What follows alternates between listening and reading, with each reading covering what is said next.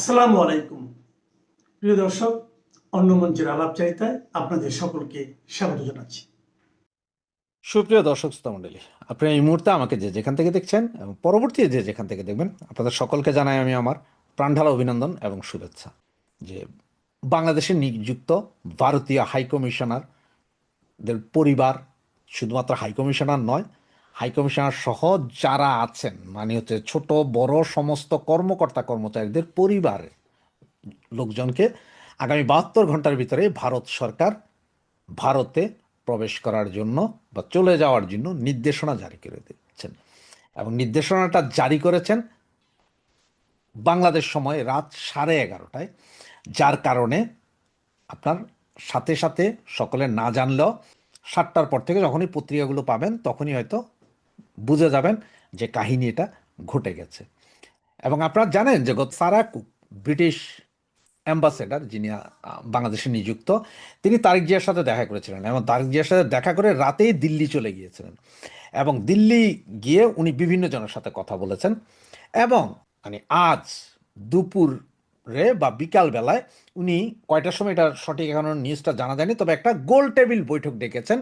সেখানে আমন্ত্রিত অতিথির মধ্যে বিভিন্ন দেশের কূটনীতিক ছাড়াও আছে বাংলাদেশে যেই সমস্ত লোকজন এর আগে বিভিন্ন কূটনীতিক বা এম্বাসিতে চাকরি করে গেছেন, কাজ করে গেছেন, তাদের সকলকে নিয়ে একটা গোল টেবিল বৈঠকের আয়োজন করেছেন এই ব্রিটিশ অ্যাম্বাসেডার সারা কুক।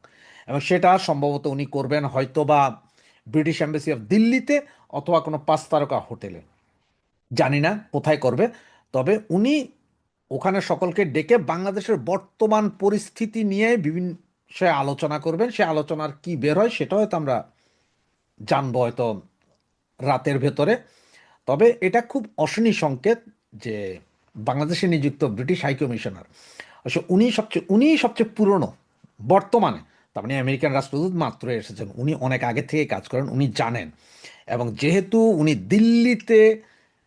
দিল্লিতে গিয়ে গোল টেবিল বৈঠক, বাংলাদেশও কারণে দিল্লিতে গিয়ে গোল টেবিল বৈঠক করছে, মানে বিভিন্ন অ্যাম্বাসির যেসব কর্মকর্তা কর্মচারীরা আগে বাংলাদেশে কাজ করে তাদেরকে নিয়ে একটা বৈঠক করছেন বাংলাদেশ পরিস্থিতি নিয়ে।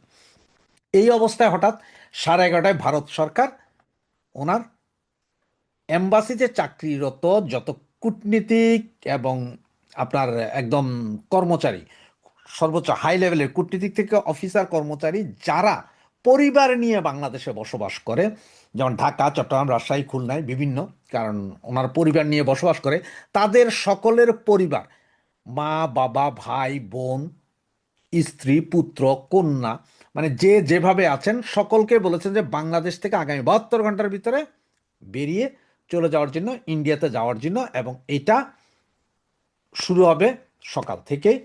এবং এই নির্দেশনা অলরেডি জারি জারি করা হয়েছে, নির্দেশনার অলরেডি টুইট করা হয়ে গেছে, সারা ভারত সরকার জানে, ভারতের বিভিন্ন পত্র পত্রিকা অলরেডি নিউজ হয়ে গেছে, যদিও বাংলাদেশে এখনো হয়নি। বাংলাদেশে তালা পেয়ে যেতে পারি এটা। এই পরিস্থিতি, কিন্তু এই পরিস্থিতি দেখেন পাকিস্তান এবং ইন্ডিয়াতে ভালো রেশারেশি, ওদের যুদ্ধ হয়ে গেছে অলরেডি 2টা 3টা, কিন্তু কখনো পাকিস্তান থেকে এভাবে অ্যাম্বাসেডার বা তার পরিবারকে ডাকানো হয়নি বা পরিবার নিয়ে যাওয়া হয়নি। এটাই প্রথম।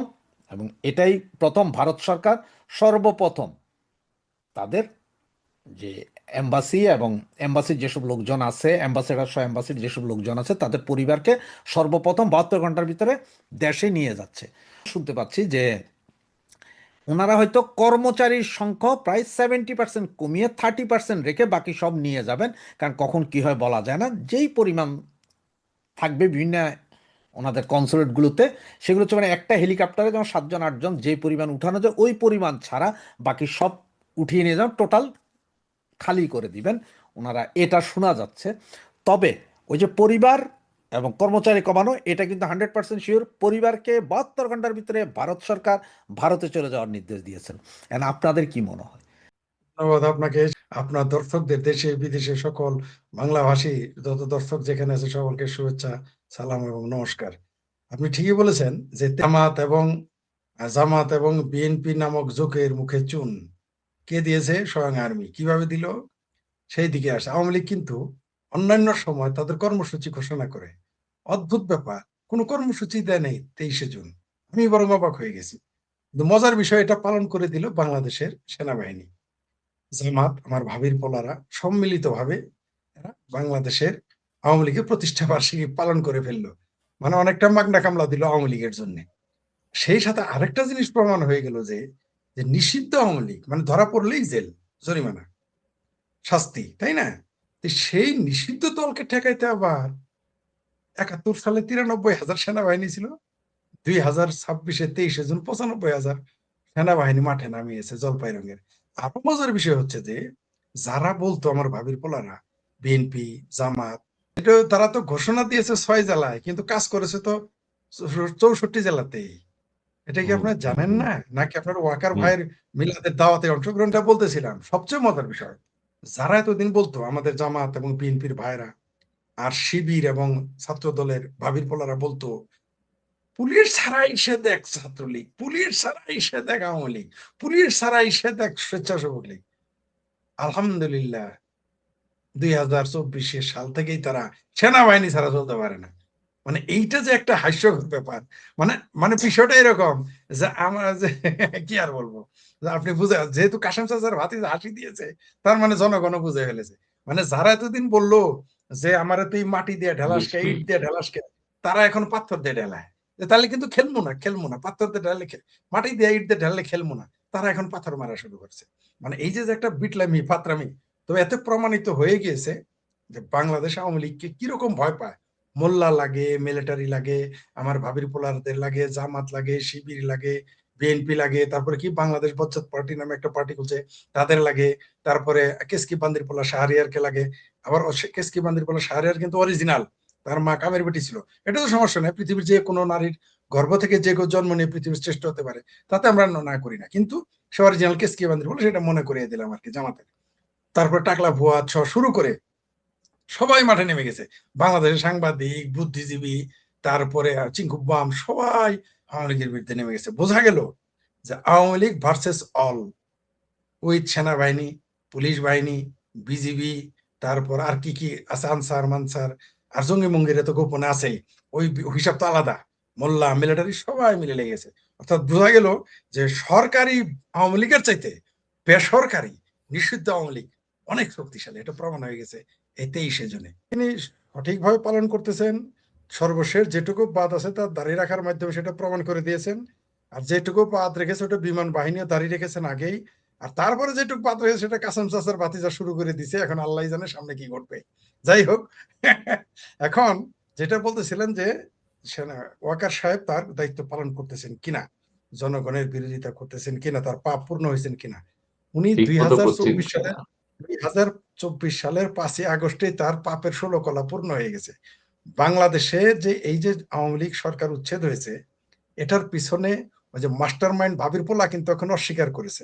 ওই যে আমার ভাবির পোলা কালফোলা মাহফুজ, ঠান্ডা মাহফুজ, সে কিন্তু যথারীতি অস্বীকার করেছে। সারা পৃথিবীতে আন্তর্জাতিক চ্যানেলে আমরা দেখলাম, সেখানে তাকে মাস্টার মাইন্ড বলা হচ্ছে। ভাবির পোলা মার্শাল্লাহ ঠাড়া পড়া মিথ্যা কথা বলে কয় না, আমরা তো এগুলো বলে নাই, এটা এইভাবে বলে নাই, ওইভাবে বলেছে। আসলে সে তো মাস্টার মাইন্ড না, মাস্টার মাইন্ড হচ্ছে আমাদের ভাবির পোলাদের মামা, ঠিক আছে, ভাবি পোলাদের মায়ের খালাতো ভাই, মামাতো ভাই, এই ওয়াকার সাহেব। উনি হচ্ছেন মূল মাস্টার মাইন্ড। তার সকল পাপ তখনই পূর্ণ হয়েছে।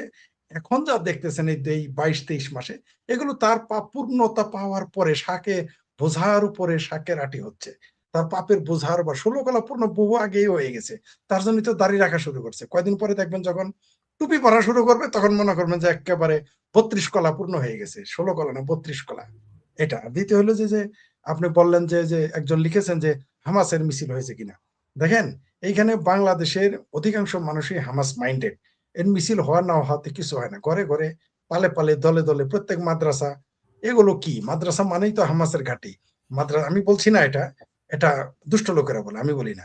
ইসরায়েলের দক্ষিণ এশিয়ার যে রাষ্ট্রদূত, তিনি বলেছেন যে বাংলাদেশ এবং পাকিস্তানে হামাসের তৎপরতা বেড়ে গেছে। সামাজদারকে ইশারা বিকাবি, কূটনৈতিক ভাষায় আসছে, তার বলতে হবে না যেটা ঘাঁটি হচ্ছে।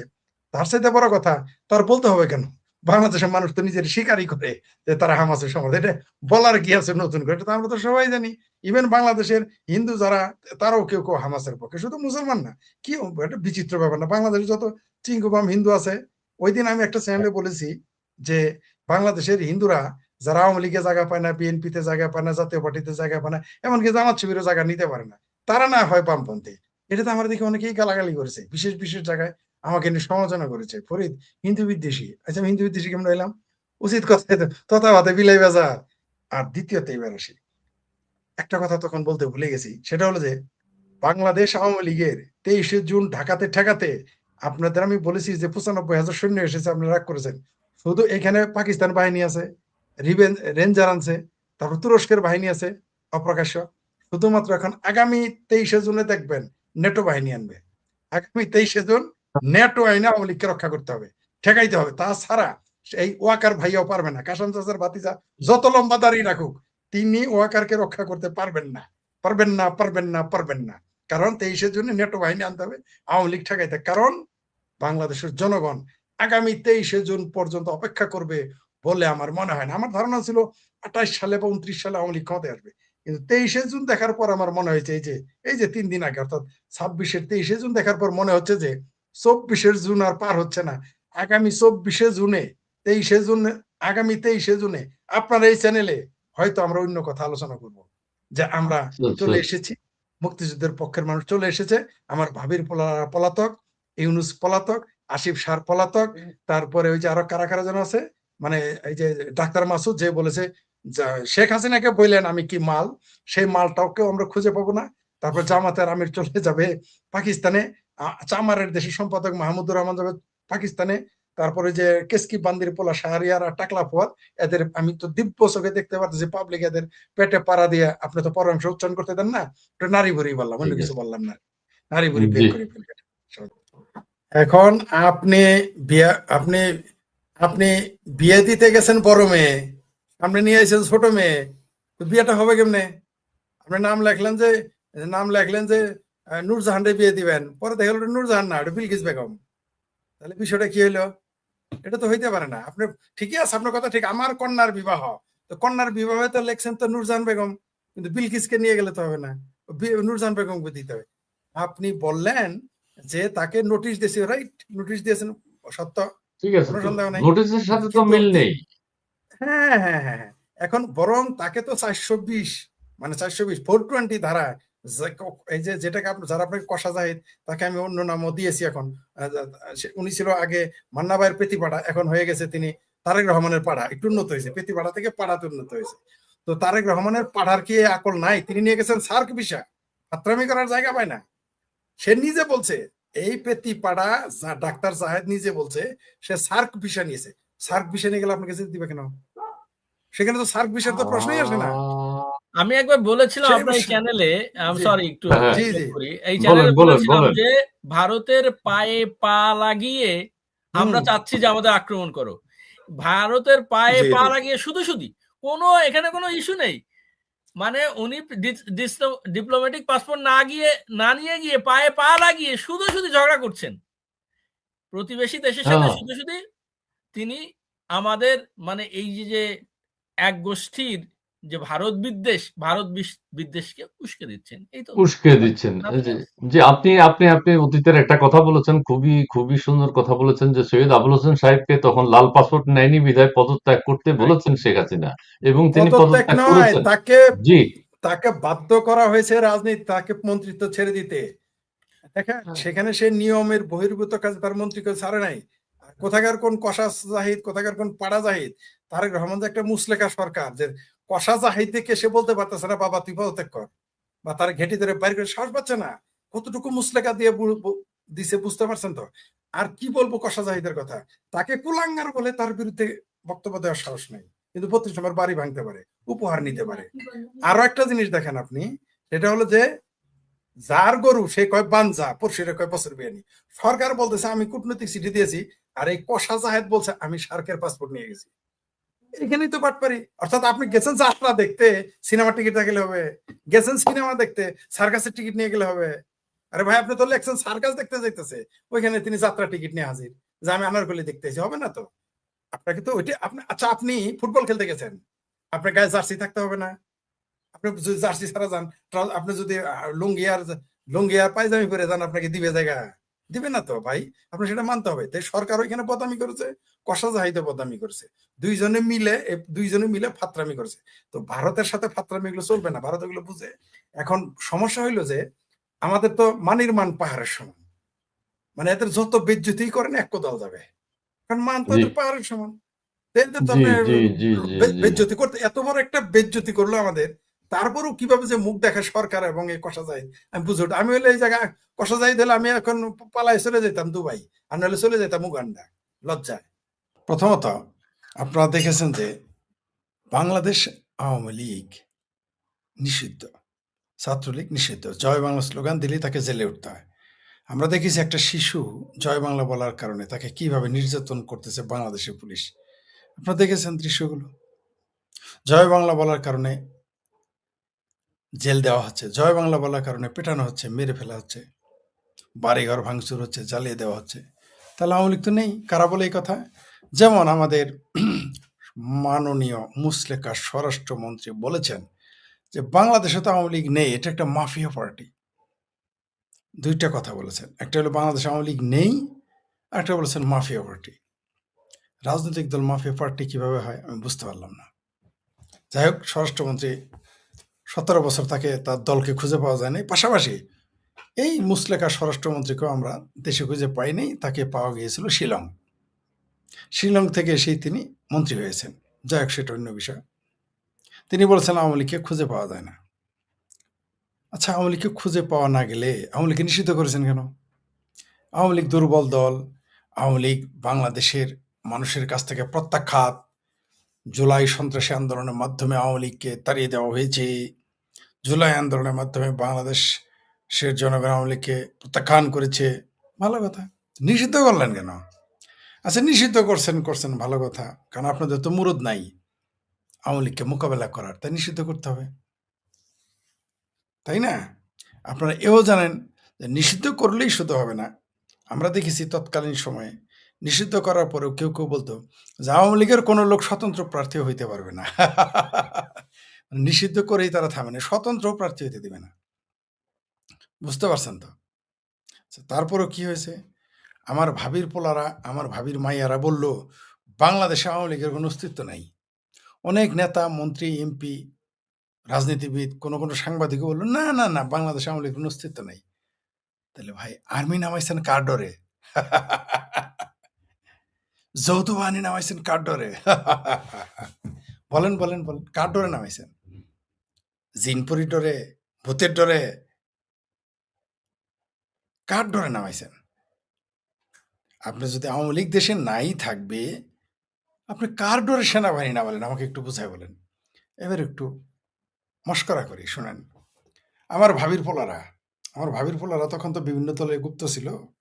তো আমার এই ভাবির পোলারা বিএনপি, জামাত, ইসলামী ছাত্র শিবির, ছাত্রদল, এরা কি বলতো জানেন? পুলিশ ছাড়া এসে দেখায় দেমনে, ছাত্রলীগ আমাদের সাথে পারবে, পুলিশ ছাড়া এসে দেখো। আওয়ামী লীগ আমাদের সাথে পারবে, পুলিশ ছাড়া এসে দেখো। কারা বলতো এই কথাগুলো? বিএনপি, জামাত, শিবির এবং ছাত্রদল, হেফাজত, সামরা নাইফির, এরা বলতো পুলিশ ছাড়া এসে দেখ, পুলিশ ছাড়া এসে দেখ। এখন আর্মি কারা নামাইছে? এই এত বড় মর্দরা, আওয়ামী লীগ নিষিদ্ধ করেও আর্মি নামাইতে হয়। আওয়ামী লীগ তো আইনত তো এমনি নিষিদ্ধ, বেরোলেই তো জেল হবে, তাহলে আর্মি নামানো লাগবে কেন? একটা নির্বাচিত সরকার, তাদের ভাষাতে এটা নির্বাচিত সরকার। নির্বাচিত সরকার আর্মি নামায় আমি তো শুনি নেই কোনোদিন। তবে একটা দলের প্রতিষ্ঠা বার্ষিকীতে যখন কেউ আর্মি নামায়, তার মানে বোঝা গেল পুলিশ এই দেশে ফাংশন করে না। তার মানে বোঝা গেল তারা কত ভয়ে আছে যে নিষিদ্ধ আওয়ামী লীগ যে কোনো সময় চলে আসবে। আর্মি, আমরা তো কোনোদিন নিষিদ্ধ দলের জন্য আর্মি নামাবেন কেন আপনি? আপনারা না বললেন পুলিশ ছাড়া এসে দেখ, আপনার ছাত্র শিবিরই না বললো পুলিশ ছাড়া এসে দেখুক, ছাত্র দলই না বললো পুলিশ ছাড়া এসে দেখুক, বিএনপি না বললো পুলিশ ছাড়া এসে দেখুক, আওয়ামী লীগ, ছাত্রলীগ পুলিশ ছাড়া এসে দেখুক বললো না ছাত্র দল, ছাত্র শিবির। এখন এই ছাত্র দল, ছাত্র শিবির এবং জামাত এবং বিএনপি আর্মি নিয়ে চলতে হয়। মানে চালনে কয় সুই, সেদা কেন তুই, ভণ্ডামি দেখেছেন তো? বোঝা গেল যে বাংলাদেশ আওয়ামী লীগকে একমাত্র আর্মি ছাড়া ঠেকানোর কোনো পদ্ধতি নেই। আর যখন সংবিধান কাজ করে, সংসদ কাজ করে, তখন আর্মি কোনো রাজনৈতিক দলের বিরুদ্ধে নামানো মানে মানে সেটা আর্মি শাসিত দেশ। মানে ওই দলটা হয় আর্মি শাসিত, না হয় দলটা আর্মিকে নিয়ে আসছে শাসন করতে। তার মানে বিএনপি, জামাত, হেফাজত, সামরানাই পীর, আমার ভাবির পোলাপান, ন্যাশনাল কটকটি পার্টি, ঝুমা পুমা কুমা হাদি মাদি পাদি যত কিছু আছে, মানে আওয়ামী লীগ ভার্সেস কি BNP, Jamaat, police, BJP, army. Awami League versus ভাবির পোলা, ভাবির মাইয়া, ন্যাশনাল কটকটি পার্টি, টাকলা মাকলা ফাকলা ফাকলা ভোয়াত মোয়াত শাহরিয়ার কেসকি বান্দির পোলারা সহ ভার্সেস আওয়ামী লীগ। মানে বাংলাদেশে এই মুহূর্তে নিষিদ্ধ ছাত্রলীগ আওয়ামী লীগের বিরুদ্ধে বাংলাদেশের সকল রাজনৈতিক দল, এমনকি চিঙ্কু বামের ঐক্যবদ্ধ, সাথে আর্মি, পুলিশ, বিডিআর এবং যৌথ বাহিনী আনসার সহ নামাইছে। মোল্লা, মিলিটারি সব আওয়ামী লীগ। মানে বোঝা গেল আওয়ামী লীগকে ঠেকানোর সাধ্য এদের নাই, তার জন্য এত আয়োজন। আবারও বলি, যারা বলেছিল পুলিশ ছাড়া এসে দেখ, পুলিশ ছাড়া এসে দেখ কতক্ষণ টিকে, তারাই এখন আর্মি ছাড়া চলতে পারে না। ঠিক আছে, এই হলো বাংলাদেশের রাজনীতি। বুঝতে পারছেন তো? মানে কৃষ্ণ করলে কৃষ্ণ লীলা, অন্য করলে ঢং। বাংলাদেশ আওয়ামী লীগ, বাংলাদেশ ছাত্রলীগ পুলিশ নিয়ে চললে সেটা খুব খারাপ, সেটা কাপুরুষতা। কিন্তু আপনি যখন আর্মি নিয়ে চলবেন তখন সেটা পুরুষসত্তা। মানে বোঝা গেল আপনি আর্মি ছাড়া বাংলাদেশ আওয়ামী লীগকে ঠেকানোর মুরদ না ছাত্র দলের আছে, না ছাত্র শিবিরের আছে, চামড়া নাই, পীরের মুড়িদের তো নাই, আমাদের ভাবির পোলারা তো প্রশ্নই আসে না। মানে জামাত বিএনপি মিলেও বাংলাদেশ আওয়ামী লীগ ছাত্রলীগকে ঠেকানোর মুরদ তাদের নাই। তাই 23শে জুন তাদের আর্মি নামাইতে হয়েছে। 1971-এ 93,000 পাকিস্তানি সৈন্য নেমেছিল আওয়ামী লীগের বিরুদ্ধে। এইবার 95,000 আর্মি নেমেছে, বাংলাদেশি আর্মি, আওয়ামী লীগের বিরুদ্ধে, ছাত্রলীগের বিরুদ্ধে। এত ক্ষমতা এদের। হ্যাঁ,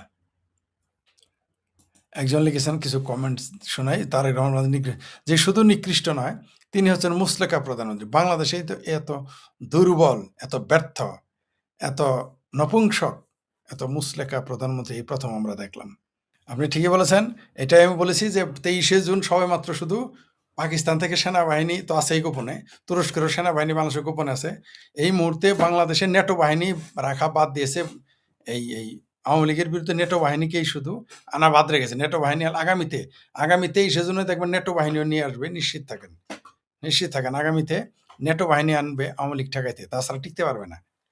আমি বলে দিলাম, আগামী 23শে জুনে বাংলাদেশ আওয়ামী লীগকে ঠেকায় রাখতে পারবে না এরা, তখন দেখবেন যে নিয়ে আসবে। ইতিহাস ভালো করে, নবাব সিরাজদৌল্লা স্বাধীন ওখানে ফালতু কথা বলবেন। নবাব সিরাজদৌল্লা স্বাধীন ছিল? নবাব মানে বুঝেন? নবাব মানে কি আগে বুঝেন? নবাব সিরাজদৌল্লা কোনোদিনই স্বাধীন ছিল না। নবাব মানে হলো গভর্নর, নবাব মানে রাজা না। এটুকু আকল আপনার নাই? নবাব সিরাজদৌল্লা স্বাধীন অখণ্ড বাংলা প্রতিষ্ঠা করেন মানে? এটা কোন ধরনের ফালতু কথা বলে? নবাব সিরাজদৌল্লা কে ছিল? নবাব সিরাজদৌল্লা বাঙালির কোন মায়ের ভাতার হয়? আপনার মায়ের ভাতার হইতে পারে নবাব সিরাজদৌল্লা? নবাব সিরাজদৌল্লা কোন চ্যাটের বাল? নবাব সিরাজদৌল্লা, নবাব সিরাজদৌল্লার মাতৃভাষা হলো তুর্কি, দেশ শাসন করেছে ফার্সি ভাষায়। বাঙালিদের সম্পর্কে নবাব সিরাজদৌল্লা জীবনে কোনো কাজ করছে? এলে ফাত্রামি কথা বাদ দেন, ইতিহাস আগে পড়েন।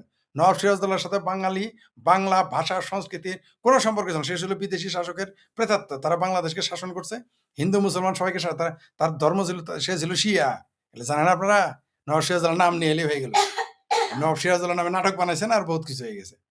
নবাব সিরাজদৌল্লার সাথে বাংলা ভাষা, বাংলাদেশের কোনো সম্পর্ক নেই, ছিল না। এমনকি মুসলমানেরও না। তারা ছিল শিয়া মুসলমান। তার মাতৃভাষা তুর্কি। আবারও বলি, তার মাতৃভাষা তুর্কি, তার রাষ্ট্রীয় ভাষা ছিল ফার্সি। বাংলার সাথে কিসের সম্পর্ক? বালের কথা কোন মেয়ে? নবাব সিরাজদৌল্লা আমাদের অখণ্ড বাংলা। নবাব সিরাজ কোন চ্যাটার বাল? নবাব সিরাজদৌল্লার কথা শুনতে হবে আমাদের। ফালতু কথা কোন চরিত্রহীন একটা লোকের কথা, 17 বছর নাবালকের কথা আমাদের শুনতে হবে? ফালতু কথা বলেন মেয়া। নবাব সিরাজদৌল্লার কে পছন্দ করতো? ওই নাটকে লেখলেই হিরো হয়ে যায়। বাজে কথা বলেন মেয়া। নবাব সিরাজদৌল্লা তার লোকজনই পছন্দ করতো না। নওয়াজ সিরাজদৌল্লার সাথে বাংলা ভাষা, এমনকি মুসলমানের, সুন্নি মুসলমানের কোনো সম্পর্ক নাই। বক্তব্য দিলেই হবে না, পড়ালেখা করেন। ওই সমস্ত মুখরোচক ইতিহাস পড়া বাদ দেন, একটু ভিতরে যান। নবাব মানে হলো গভর্নর। যে নবাব সিরাজদৌল্লা, নবাব ভারতের দিল্লির শাসকের নামে, সে মনে করেন বাংলাদেশের ডিসি। সে কি স্বাধীন? সে বাংলাদেশ সরকারের একজন ডিসি। ওরকম নওয়াব সিরাজদৌল্লা ছিল আপনার এই ভারতের যে শাসক ছিল মোগলেরা, তাদের ছিল সে একটা গভর্নর, সাদা তুলতো আর কি। নওয়াজ সিরাজউদ্দৌলা কিসের কোথাকার কোন নবাব? আওয়ামী লীগকে জি ফতোয়াতে আওয়ামী লীগকে ঠেকানো যাবে না। আপনি দেখেছেন তো জামাত, বিএনপি, হেফাজত, চামরানাই পীর, তারপরে কি মামুনুল, 501 মৌলবী লম্পট, যে এখন তার লাম্পট্টু উদযাপন করে, এমন চাপা মারে যে আওয়ামী লীগ আর বাংলাদেশে। আওয়ামী লীগ নাই তোর মায়ের ভাতার জলপাই রঙের তোর মায়ের ভাতার দিয়ে নামাইছিস কেন? তোর মায়ের ভাতার ওয়াকারকে একটু বাইরে যাইতে দে, খালি বেড়াকে যাইতে দে না। তারপর আওয়ামী লীগ বুঝাই দিবে, ছাত্রলীগ বুঝাই দিবে হাউ মেনি পেডিতে হাউ মেনি রাইস। সেটার মুরুদে খোলায় না আওয়ামী লীগকে নিষিদ্ধ। আওয়ামী লীগ নিষিদ্ধ, ছাত্রলীগ তারপরেও তার ভয়। এতেই তো বোঝা যায় আওয়ামী লীগ কত শক্তিশালী, এতেই তো বোঝা যায় আওয়ামী লীগ যে ঠেকানো মুরুদ তোমাদের নাই। জি, যদি আর্মি বেড়াকে না যায়, আর্মি থাকতে আওয়ামী লীগ ক্ষমতায় আসবে, কোনো সন্দেহ নেই। ওই আর্মি মুরবি কিচ্ছু টিকবে না। ধৈর্যের একটা সীমা আছে, নির্যাতনের একটা সীমা আছে। বাংলাদেশ আওয়ামী লীগের পক্ষে যত সমর্থন আছে, এরা যখন রুখে দাঁড়াবে, আর্মি টার্মি কিচ্ছু গোলাবে না, সব হাওয়ায় উড়ে যাবে। ম্যাজিস্ট্রেসি ক্ষমতা দিয়ে আবার মাঠে নামানো সেনাবাহিনী কি বাংলাদেশে আওয়ামী লীগ ও অঙ্গ সংগঠনগুলোর ভার্চুয়াল সমাবেশ ঠেকাবে? এমন প্রশ্ন উঠেছে কারণ সরকার আওয়ামী লীগের তৎপরতা ঠেকানোর জন্য ঘোষণা দিয়ে সেনাবাহিনীকে ব্যারাক থেকে মাঠে নামিয়েছে, সাথে দিয়েছে ম্যাজিস্ট্রেসি ক্ষমতা। অথচ দলটি বিজ্ঞপ্তি দিয়ে আগে ঘোষণা দিয়েছে 24 থেকে 30 জুন পর্যন্ত প্রত্যেক দিন আওয়ামী লীগ ও অঙ্গ সংগঠনগুলোর তৎপরতা বলতে একটি করে ভার্চুয়াল বা অনলাইন সভা হবে। সে কারণে জনপরিসরের প্রশ্ন উঠছে, সরকার কি তাহলে সব অনলাইন সভা ঠেকানোর জন্যই সেনাবাহিনীকে 30 জুন পর্যন্ত ম্যাজিস্ট্রেসি ক্ষমতা দিয়ে রেখেছে? আবার সরকার নাশকতার আশঙ্কা করলো আওয়ামী লীগের পক্ষ থেকে এরই মধ্যে 1 জুলাই বড় একটি শোডাউনের ঘোষণা দিয়ে রাখা হয়েছে। প্রশ্ন উঠেছে, সরকার কেন 30 জুন পর্যন্তই সেনাবাহিনীকে মাঠে রাখতে চায়? তাহলে কি আওয়ামী লীগ 1 জুলাই আইসিটি আদালতের বিরুদ্ধে যে কর্মসূচির ঘোষণা দিয়েছে সেটি নির্বিঘ্নে করতে পারবে? 77 বছর পুরনো দল আওয়ামী লীগের প্রতিষ্ঠা বার্ষিকী ছিল 23 জুন।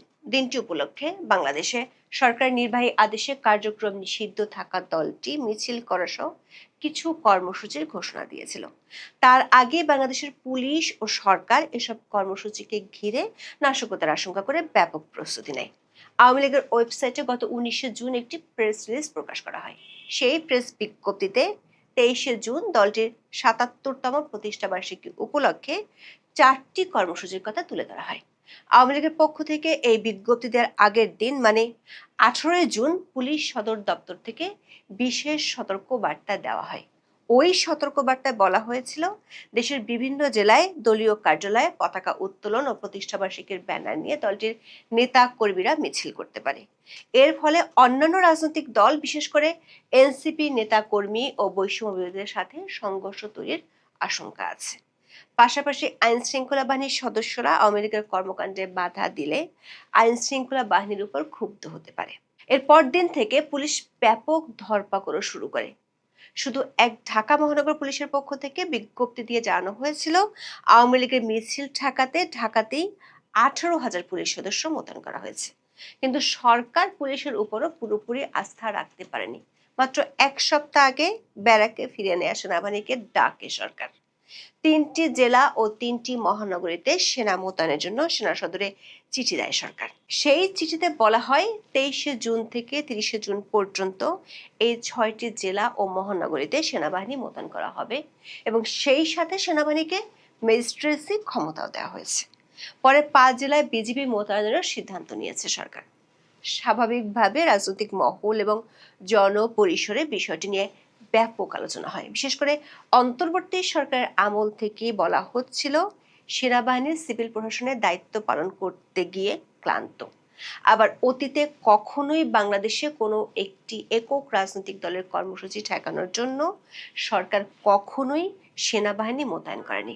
সাধারণত একাধিক রাজনৈতিক দলের কর্মসূচিকে ঘিরে পরিস্থিতি আওতার বাইরে চলে গেলে কিংবা জরুরি অবস্থা জারি করা হলে অতীতে সেনাবাহিনী ডাকা হতো। ফলে প্রশ্ন ওঠে, সরকার যেখানে কার্যক্রম নিষিদ্ধ করে রেখেছে, যে দলটির বেশিরভাগ নেতাকর্মী হয় জেলে, না হয় গ্রেপ্তার নির্যাতনের ভয়ে পালিয়ে বেড়াচ্ছেন, সেখানে সরকারের কাছে কি এমন বার্তা ছিল যে কারণে 15 জুন ব্যারাকে ফেরত পাঠানো সেনাবাহিনীকে আবার ডেকে আনতে হয়েছে?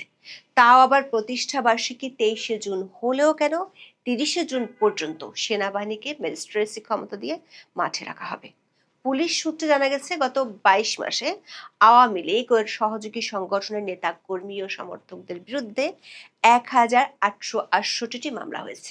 এসব মামলায় আসামির সংখ্যা প্রায় 2,25,000। এর মধ্যে অনেকে একাধিক মামলার আসামিও রয়েছেন। সারা দেশে আওয়ামী লীগ নেতাকর্মীদের বিরুদ্ধে মামলায় অভিযুক্তদের তালিকায় সাবেক প্রধানমন্ত্রী শেখ হাসিনা সহ 23 জন সাবেক মন্ত্রী, 11 জন প্রতিমন্ত্রী উপমন্ত্রী, 66 জন সংসদ সদস্য এবং 8 জন সংরক্ষিত নারী আসনের সাবেক এমপি রয়েছেন। এছাড়া 19 জন আইন শৃঙ্খলা রক্ষাকারী বাহিনীর সদস্য সহ বিভিন্ন পেশার 65 জনকে গ্রেপ্তার করা হয়েছে। এরই মধ্যে আরও মামলা করা হয়েছে এবং গ্রেপ্তার চলমান রয়েছে।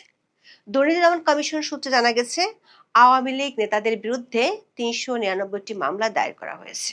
জুলাই মানবতা বিরোধী অপরাধের অভিযোগে আন্তর্জাতিক অপরাধ ট্রাইব্যুনালে 80টি মামলা দায়ের করা হয়েছে, যেখানে শেখ হাসিনা সহ 463 জনকে আসামি করা হয়েছে।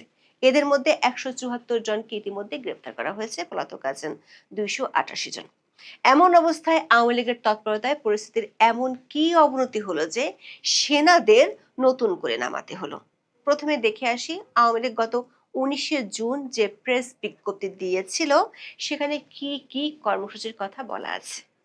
আওয়ামী লীগের প্রেস রিলিজটিতে দেখা যাচ্ছে দলটি 23 জুন উপলক্ষে 4টি কর্মসূচির কথা বলেছিল। এগুলো ছিল ধানমন্ডি 32 নম্বর ঐতিহাসিক বঙ্গবন্ধু ভবন প্রাঙ্গণে শ্রদ্ধা নিবেদন, বর্ণিক কবরস্থানে 15 আগস্টে নিহত ও 23 নভেম্বর জেল হত্যা দিবসে নিহত শহীদদের প্রতি শ্রদ্ধা নিবেদন এবং দোয়া মোনাজাত।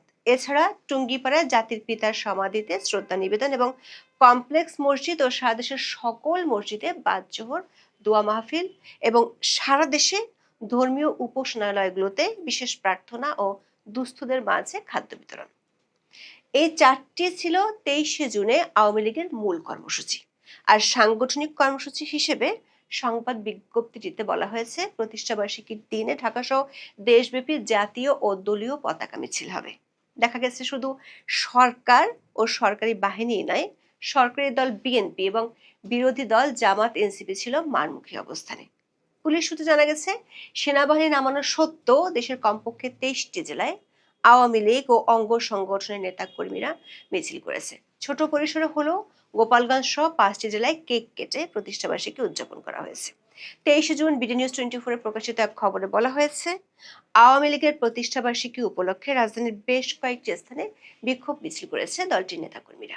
মঙ্গলবার তেজগাঁও শিল্পাঞ্চল এলাকা, সংসদ ভবনের পূর্ব পাশের সড়ক, ট্যামরা, মিরপুরের রূপনগর ও কাফরুল এলাকায় মিছিল করেন তারা। আওয়ামী লীগ নেতাকর্মী ছাড়াও অঙ্গ সংগঠনের নেতাকর্মীরাও এসব মিছিলে অংশ নেন। আওয়ামী লীগের উপর থেকে নিষেধাজ্ঞা প্রত্যাহার ও গ্রেপ্তার ব্যক্তিদের মুক্তির দাবি জানানো হয় বিক্ষোভ মিছিল থেকে। খবরটিতে বলা হয় ডেমরায় আওয়ামী লীগের শতাধিক নেতাকর্মী বিক্ষোভ করেন। সংসদ ভবনের পূর্ব পাশের সড়কে বিক্ষোভ করেন আওয়ামী লীগ ও সহযোগী সংগঠনের নেতাকর্মীরা। মিরপুরের রূপনগর ও কাফরুল এলাকায় মিছিল করেন ছাত্রলীগের নেতাকর্মীরা। তেজগাঁও শিল্পাঞ্চল এলাকায় বিক্ষোভ মিছিল করেছে পলিটেকনিক ইনস্টিটিউট শাখা ছাত্রলীগের নেতাকর্মীরা। সিদ্ধেশ্বরী বিশ্ববিদ্যালয় কলেজ ছাত্রলীগের নেতাকর্মীরা মালিবাগ চৌধুরীপাড়া এলাকায় বিক্ষোভ মিছিল করেন। সরকারের সবচেয়ে কড়া অবস্থান ছিল রাজধানীতে, যেখানে সেনাবাহিনী বিজিবি ছাড়াও 18,000 পুলিশ সদস্য মোতায়েনের কথা বিজ্ঞপ্তি দিয়ে জানিয়েছিল ঢাকা মহানগর পুলিশ। এত সাজ রবের পরও আওয়ামী লীগের অঙ্গ সংগঠনের নেতারা কিভাবে খোদ রাজধানীতে এতগুলো মিছিল করলো সেই প্রশ্ন উঠেছে একেবারে সরকারের মধ্যেই। এবার নজর দেওয়া যাক দ্বিতীয় প্রশ্নে। প্রশ্ন উঠল সরকার কেন 30 জুন পর্যন্ত সেনাবাহিনীকে ম্যাজিস্ট্রেসি ক্ষমতা দিয়ে 6টি জেলায় মোতায়েনের সিদ্ধান্ত নিল। 30 জুনের মধ্যে কি সব শঙ্কা দূর হয়ে যাবে? আওয়ামী লীগের প্রেস বিজ্ঞপ্তি অনুযায়ী 23 জুন ছাড়া 30 জুন পর্যন্ত আওয়ামী লীগের কোনো মিছিল বা অন্য কোনো আউটডোর কর্মসূচি নেই। 23 থেকে 30 জুন পর্যন্ত প্রত্যেক দিন আওয়ামী লীগের পক্ষ থেকে একটি ভার্চুয়াল আলোচনা সভার কথা বিজ্ঞপ্তিটিতে বলা হয়েছে। 23 জুন ছিল আওয়ামী লীগের কেন্দ্রীয় আলোচনা সভা, 24 জুন ছাত্রলীগের, 25 জুন স্বেচ্ছাসেবক লীগের, 26 জুন আওয়ামী যুবলীগের, 27 জুন কৃষক লীগ, 28 জুন শ্রমিক লীগ, 29 জুন যুব মহিলা লীগ এবং সবশেষ 30 জুন মহিলা আওয়ামী লীগের ভার্চুয়াল সভা অনুষ্ঠিত হবে। প্রশ্ন উঠেছে সরকার কি আওয়ামী লীগ ও অঙ্গ সংগঠনগুলোর ভার্চুয়াল সভা ঠেকানোর জন্যই সেনাবাহিনীকে ম্যাজিস্ট্রেসি ক্ষমতা দিয়ে মাঠে নামিয়েছে? বিস্ময়ের ব্যাপার হলো আওয়ামী লীগের পক্ষ থেকে বড় একটি কর্মসূচি ঘোষণা করা হয়েছে পহেলা জুলাইকে ঘিরে।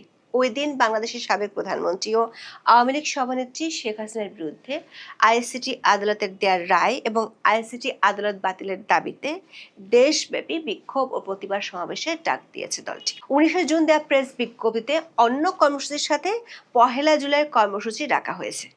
তাহলে আওয়ামী লীগ পহেলা জুলাই বড় কর্মসূচি ডাকা সত্ত্বেও কেন সেনাবাহিনীকে 30 জুন পর্যন্ত মাঠে রাখার সিদ্ধান্ত নিয়েছে বাংলাদেশ সরকার? আওয়ামী লীগের একাধিক সূত্র বলছে, পহেলা জুলাই দলটি বড় ধরনের শোডাউন করতে চায়। তাহলে কি সরকার ওই দিন নাশকতার আশঙ্কা করছে না? দর্শক, অন্তর্বর্তী শাসনামলেও মাঝে মাঝে রাজপথে লীগের উপস্থিতি জানান দেওয়ার ঘোষণা আসতো। দিল্লিতে অবস্থানরত শেখ হাসিনা এখনো দলে তার অবস্থান ধরে রেখেছেন। তিনি পরিচালনা করছেন মাঠে ফিরে আসতে উৎসাহী কর্মীদের। অন্তর্বর্তী সরকার আমল থেকে আওয়ামী লীগ যতগুলো মিছিল করেছে তাতে কোথাও সহিংসতার কোনো খবর পাওয়া যায়নি। আওয়ামী লীগ সক্রিয় মূলত অনলাইনে। তাহলে সরকার কেন সেনা ও বিজিবি মোতায়েনে গেল সে প্রশ্ন উঠছে। আওয়ামী লীগের প্রতি বর্তমান বিএনপি সরকার দৃশ্যত অন্তর্বর্তী শাসনামলের দৃষ্টিভঙ্গি বজায় রেখেছে। যদিও নির্বাচনের পর অনেকের ধারণা ছিল নির্বাচিত সরকার কোনো না কোনোভাবে আওয়ামী লীগের উপর নিষেধাজ্ঞা তুলে নেবে। উল্টো দলটির তৎপরতা ঠেকাতে পুলিশের পাশাপাশি সেনা মোতায়েনে বোঝা গেল সরকারের মনোভাব কঠোর। কিন্তু দেশীয় থেকে আন্তর্জাতিক মিডিয়াতে স্বরাষ্ট্রমন্ত্রী সালাউদ্দিন আহমেদের বরাত দিয়ে খবর প্রকাশিত হয়েছে, আওয়ামী লীগের তৎপরতা ঠেকাতে সরকার সেনাবাহিনী নামিয়েছে।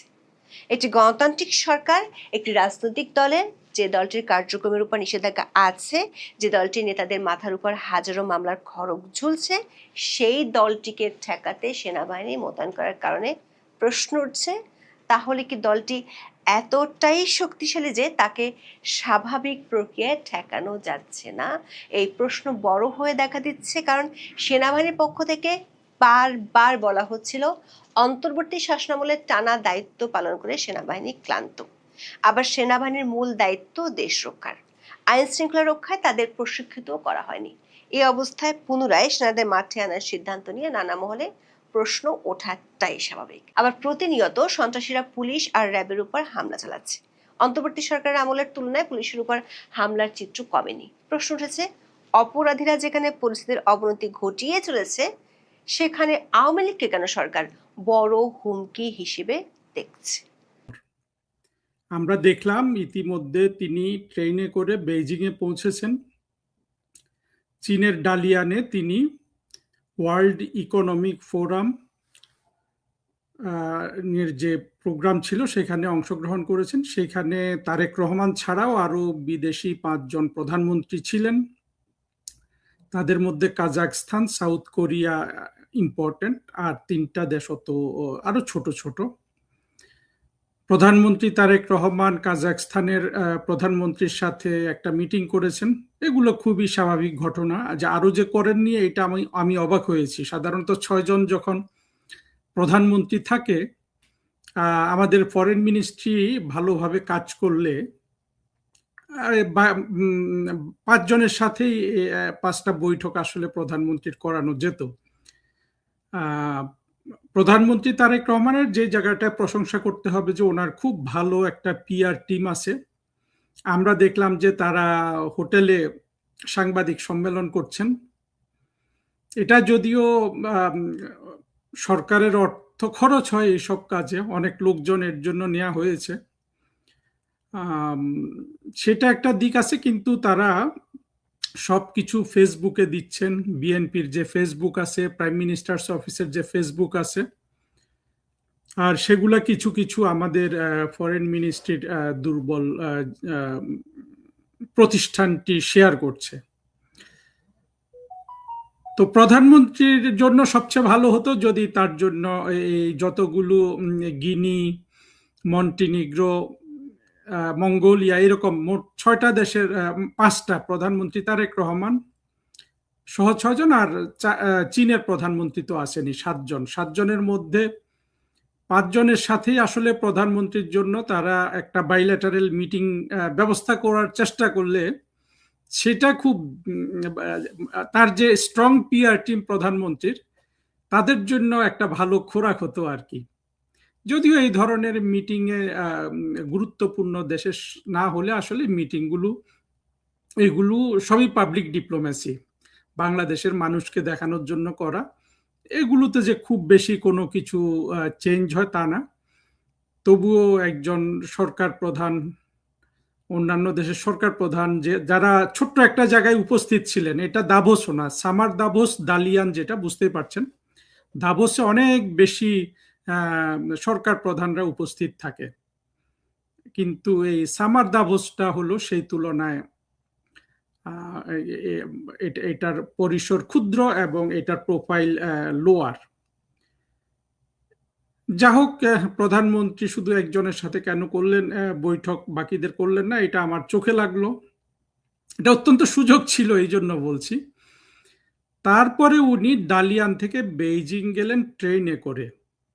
দালিয়ান থেকে বেইজিং ডাইরেক্ট হলো 450 কিলোমিটার, কিন্তু এটা ট্রেন এবং বাসের যে রাস্তা সেটা 850 কিলোমিটার। অর্থাৎ প্রধানমন্ত্রী 450 কিলোমিটার রাস্তা পাড়ি দেওয়ার জন্য 850 কিলোমিটার ট্রেন যাত্রা করলেন। চীন ট্রেনে সারা পৃথিবীতে এখন 1 নাম্বার, বিশেষ করে ট্রেন যোগাযোগে। আর বুলেট ট্রেন বা দ্রুতগামী ট্রেনে তো সারা পৃথিবীতে অগ্রগামী যারা, তাদের মধ্যেই। এটা ঠিক আছে, ট্রেন যাত্রাটা যদি ইউরোপের মধ্যে কোনো প্রধানমন্ত্রী করে আমাদের, সেইটা এক ধরনের চেহারা আছে ইউরোপের মধ্যে, কিন্তু চীনে গিয়ে, হ্যাঁ, উনি তো আসলে ব্যস্ত মানুষ, ঢাকায় আসার পর থেকে উনি ব্যস্ততা কাটিয়েছেন, সেই ক্ষেত্রে সাইট সিইং বা হিসাবে ঠিক আছে, এক ধরনের আপনার ছুটি কাটানো হিসাবে।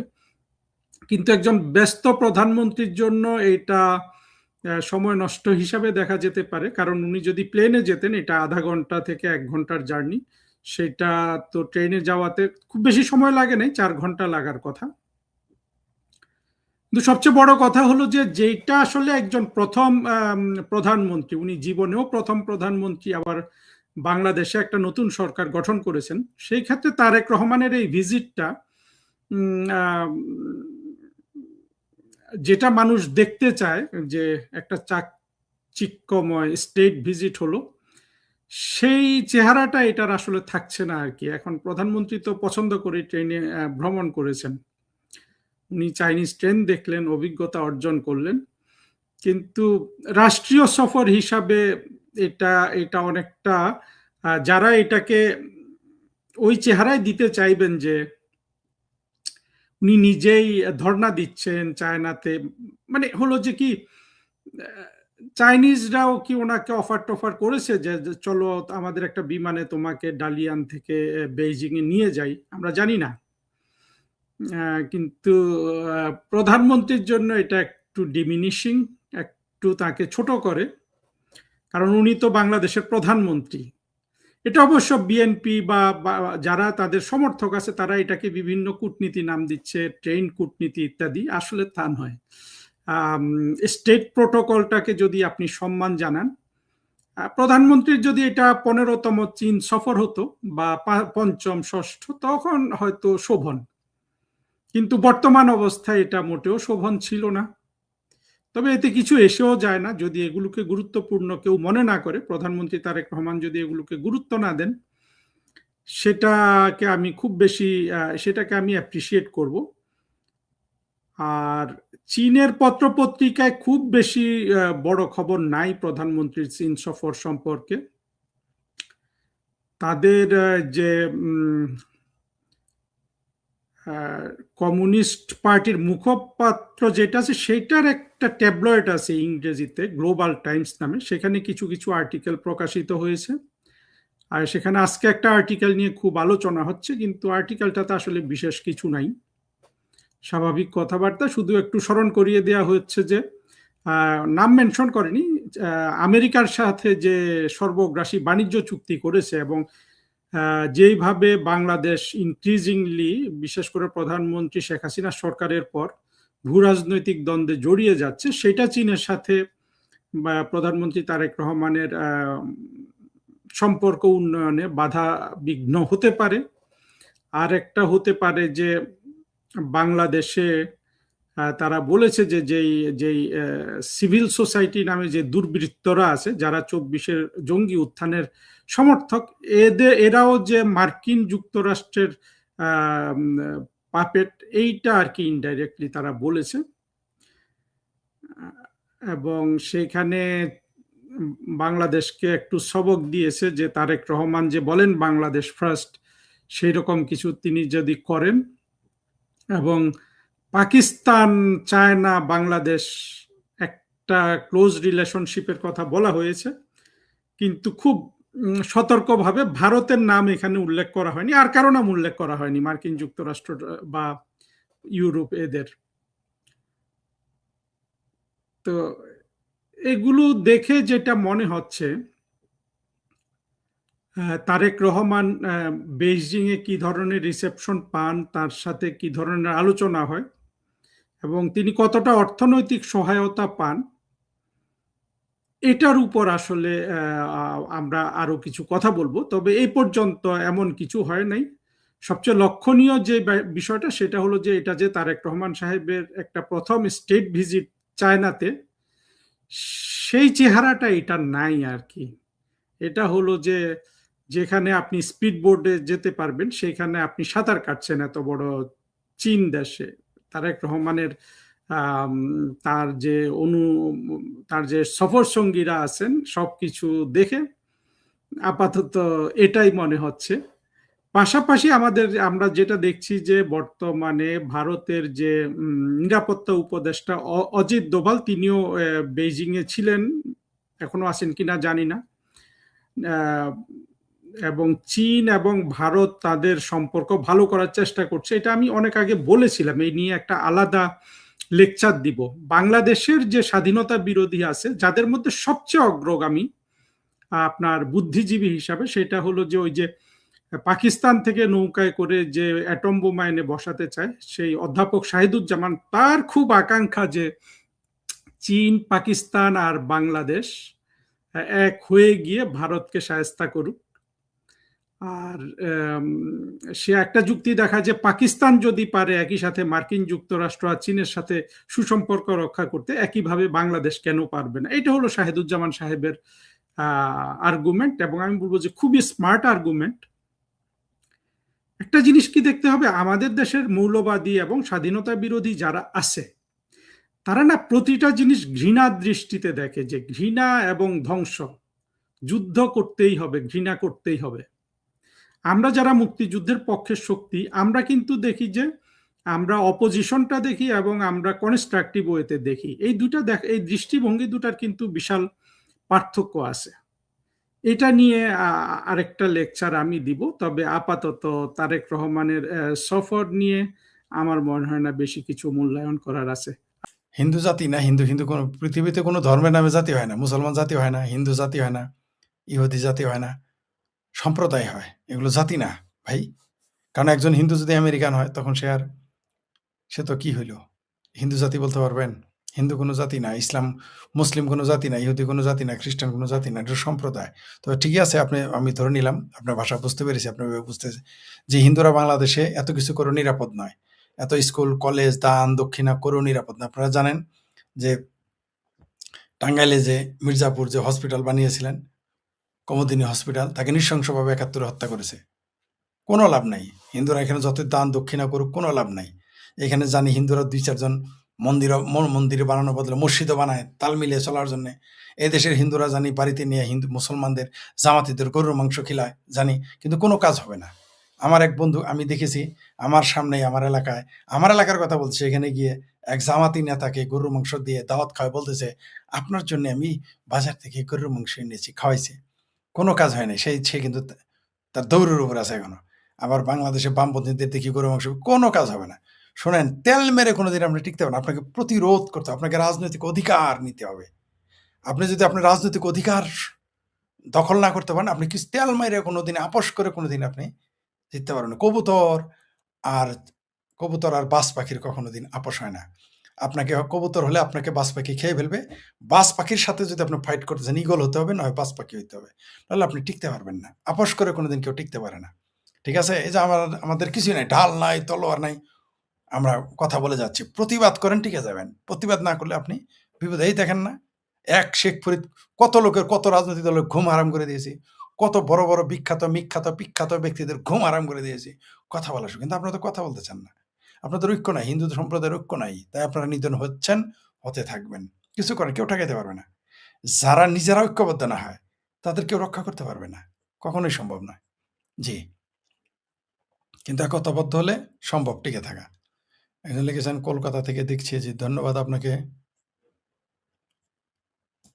একজন লিখেছেন ভাই আপনার আপনার আর আর কি আসাদ ভাইয়ের কথা নিয়মিত শুনি। জি, মুক্তমনা মানুষের অভাব, জি মুক্তমনা মানুষের অভাব হবে ভাই, পৃষ্ঠপোষকতা নাই, আমাদের যান মালের নিরাপত্তা নাই, আমাদের চাকরির নিরাপত্তা নাই, জীবনের নিরাপত্তা নাই, আমাদের পেশার নিরাপত্তা নাই, আমাদের থাকার নিরাপত্তা নাই। আমরা শতভাগ থাকা খাওয়া ঝুঁকি নিয়ে আমরা কাজ করি। তো এই জন্য মুক্ত চিন্তার অভাব তো হবে, পৃষ্ঠপোষকতা। কারণ যে আপনি যা আবাদ করবেন আপনি তাই পাবেন। আপনি মান্দার কাটা যদি আবাদ করেন তাই হবে। মুক্ত চিন্তা আমরা চেষ্টা করে যাচ্ছি। জি, আপনাকে আরো আওয়াজ বেশি তুলতে, জি মানুষ, জি চেষ্টা করে যাচ্ছি। জি ধন্যবাদ আপনাকে। আওয়ামী লীগের বর্তমান কিছু সেনা, যে আরেকটা কথা বলতে আপনি ভুলে গেছেন, মোল্লারাও আওয়ামী লীগের শত্রু। মোল্লা আর মিলিটারি কোনোদিন আওয়ামী লীগের বন্ধু না, এটা বারবার বলে আসতেছি, সেটাও লেখেন। মিলিটারিও যেমন কিছু মিলিটারি না, বেশিরভাগ মিলিটারি আওয়ামী লীগের শত্রু, এবং 99% মোল্লা আওয়ামী লীগের শত্রু। এটা আওয়ামী লীগকে বুঝতে হবে, আপনাদেরকে বুঝতে হবে।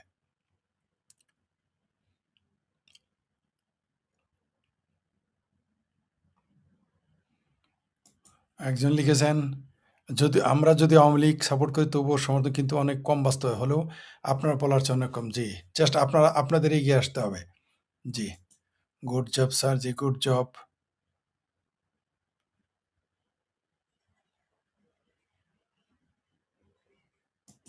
একজন স্যার আপনার সবসময় যুক্তি ও সত্য কথা বলেন, এজন্য আপনাদের জি ধন্যবাদ আপনাকে।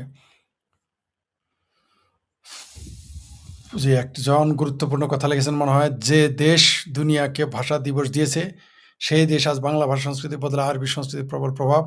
যে জাতি নিজের পরিচয় বলতে চায় তারা ধ্বংস ঠেকাবে আপনার মধ্যে। জি জি জি, আপনি ঠিকই বলেছেন।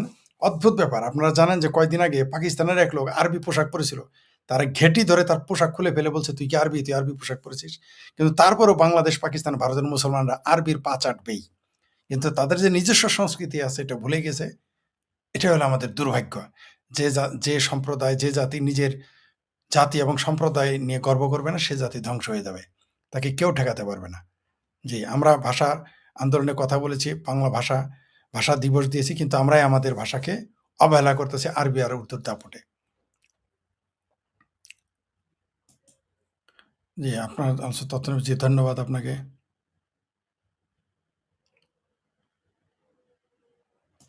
জি, আরেকজন গুরুত্বপূর্ণ কথা বলেছেন, বাংলাদেশের জন্মদাতা রাজনীতি বাংলাদেশ আওয়ামী লীগ আর রাজাকার। জি, অদ্ভুত ব্যাপার, এটা আশ্চর্য ব্যাপার যে বাংলাদেশ আওয়ামী লীগ, বাংলাদেশ ছাত্রলীগ বাংলাদেশকে জন্ম দিল, সেই দলটি আজকে নিষিদ্ধ, আর জামাত গিয়ে সংসদে। হায় হায় হায়, বাংলাদেশের মানুষের মিনিমাম লজ্জা থাকা উচিত। একজন লিখেছেন বাংলাদেশের 80% অফিসার জামাতি। জি, বাংলাদেশের 80% অফিসার জামাতি, আর বাংলাদেশের 99% মৌলবী হলো জামাতি। জি, এই যে আরেকজন লেখছেন নওশাদ বাংলাদেশের কিসের স্বাধীন নবাব, কে বললেন এই ফালতু কথা? ওটা যাত্রার নাটকে লেখছে শান্তির নবাব, কোনোদিনই স্বাধীন নবাব আর স্বাধীন হয়ে গেল, নবাব মানে গভর্নর, আকল বাকল কিছুই নাই আপনার। হ্যাঁ, বারবার এক কথা বলেন।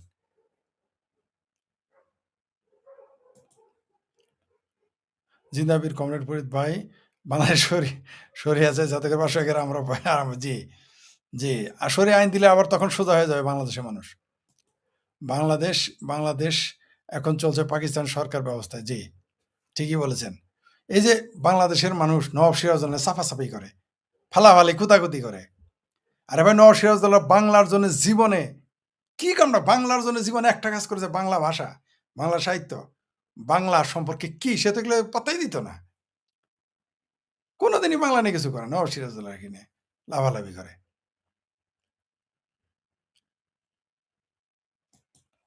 এই যে বাংলাদেশের কালেমার পতাকা নিয়ে ভর্তি হয়েছে, এটা আরেক ফাত্রামি। তারা এটাকে ধর্মীয়, ওই যে পিকে ছবি দেখেন নাই, যখন ওরা চর মারতে আসে তখন দেবতার ছবি লাগায়, গণেশের ছবি লাগায়, ভগবানের ছবি, চর মারে না, ওরা জানে কালেমার পতাকা লাগালে এই দেশে জামাতি ফাত্রামের সুবিধা হবে, এই জন্য কালেমার পতাকার ব্যবসা শুরু করছে। কিন্তু এগুলো আসলে জঙ্গি, পাকিস্তান বিরোধী এবং জঙ্গিয়ারা, তারা কালেমার পাতা নিয়ে ফাত্রামি করে।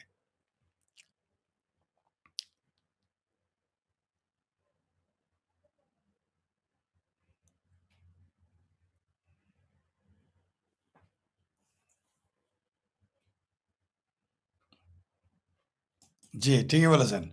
বাংলার সাথে, বাংলা ভাষার সাথে, বাংলার মানুষের সাথে নবাবের, সকল নবাবের কোনোদিন বাংলাদেশের কোনো সম্পর্কই ছিল না।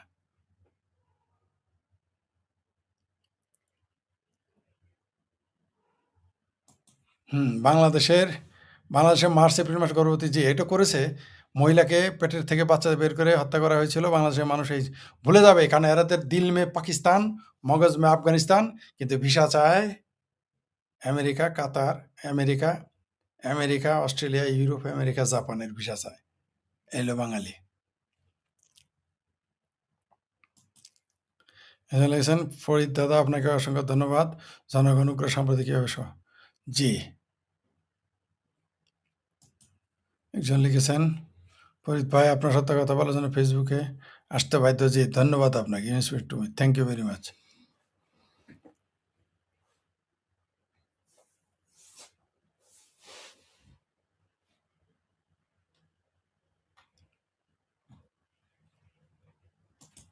যে আমিও তাই মনে করি। আপনি ঠিক আছে, নরসিংদী ছিল, সেটার বালি ছিল, কিছুই না আসে।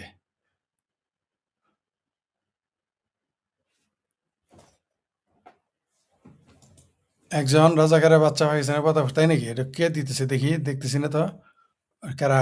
আমার পোস্টে এসে তুমি পাকিস্তানের পতাকা দিবা, তোমার ছেড়ে দিব, কে এসে দেখি। যে ফরিদ ভাই, বাংলাদেশ আওয়ামী লীগ কবে ফিরবে? জি, ফিরবে। কবে ফিরবে তা বলতে পারবো না, তো বাংলাদেশ আওয়ামী লীগ অবশ্যই ফিরবে। ফিরতে হবে বাংলাদেশের জনগণের জন্য। বাংলাদেশের জনগণের জন্য আওয়ামী লীগকে ফিরতে হবে। বাংলাদেশ জনগণ আওয়ামী লীগকে ফিরিয়ে আনবে জনগণের জন্য, কোনো সন্দেহ নেই। ফরিদ দা, আমি ত্রিপুরা থেকে ডেইলি আপনার সব টকশো দেখি। জি, ধন্যবাদ আপনাকে, অসংখ্য ধন্যবাদ।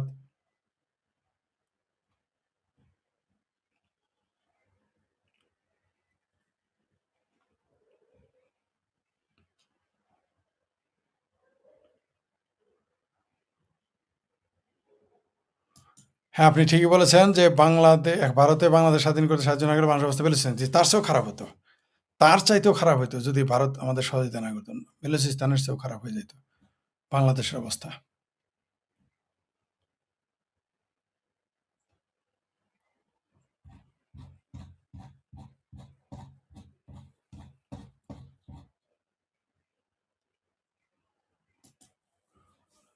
একজন লেখছে আপনাকে জামালপুর বিষয়ক মন্ত্রী দেখতে চাই, তাই নাকি?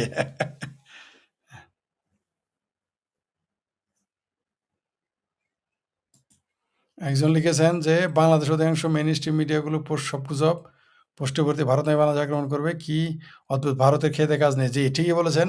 বাংলাদেশে এমনি, ভারত কোনোদিনই বাংলাদেশে আক্রমণ করবে না, বরং বাংলাদেশই চুলকাইতেছে ভারত যাতে বাংলাদেশকে আক্রমণ করে। আপনি ঠিকই বলেছেন, গুজব এরা ছড়াবেই।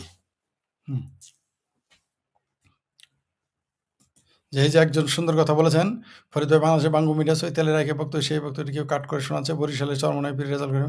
জি, চৈতালি যখন বলে যে আমরা আলাদা প্রদেশ চাই, সে দেশ চাইনি, প্রদেশ চেয়েছে। আমি তার সাথে একমত। সে যদি দেশ চাইতো আমিও তার পক্ষে থাকতাম না। তিনি যদি বলতেন যে ভেঙে একটা দেশ দাও, আমি তার পক্ষে থাকতে পারি না। কিন্তু প্রদেশ হতে পারে, একটা প্রদেশ হতে পারে। সবচেয়ে ভালো একসাথে মিলেমিশে থাকা। যদি সত্যি আমরা তাদের নিরাপত্তা না দিতে পারি, বাংলাদেশের সংখ্যাগরিষ্ঠ মুসলমান যদি হিন্দুদের নিরাপত্তা না দিতে পারে, তাহলে চৈতালির ভাষা একটা প্রদেশ দিয়ে দেখ, সেখানে হিন্দুরা থাকুক। যেমন মালয়েশিয়াতে আছে, যেখানে শরিয়া আইন চলে। মালয়েশিয়ার একটা প্রদেশ আছে যেখানে শুধু শরিয়া আইন চলে। যারা শরিয়া আইনে বিশ্বাস করে বলছে তোমরা ওইদিকে চলে যাও। তো বাংলাদেশের দিতে পারে, যেহেতু হিন্দুদের যান মাল সম্ভ্রম সম্পদ নিরাপদ না, তাদের জন্য আলাদা প্রদেশ বা বিভাগ হতে পারে। এটা অস্বাভাবিক কিছু না। কিন্তু দেশ যদি চাইতেন চৈতালি, আমি তাদের বিরোধিতা করতাম। আবার চরমনায় পীর কিন্তু বলছে বরিশাল আলাদা করে ফেলবে, তার বিরুদ্ধে কেউ কিছু বলেনি। ওইটা আবার সমস্যা নাই, ওটা চরমনায় পীর সাহেব বলছে যে পীর সাহেবেরা বলৎকার করলে কিছু বলে না। হ্যাঁ, একজন লিখেছেন ফরিদ ভাই, আমি আপনার ভক্ত, ভিডিও দেখি আপনার দুঃখিত কথা শুনলে আপনাকে ভালো লাগে ভাই, দেশটাকে শেষ করে জঙ্গি। জি, এই দেশটা শেষ করে দিল না, শেষ হয়ে গেছে অলরেডি।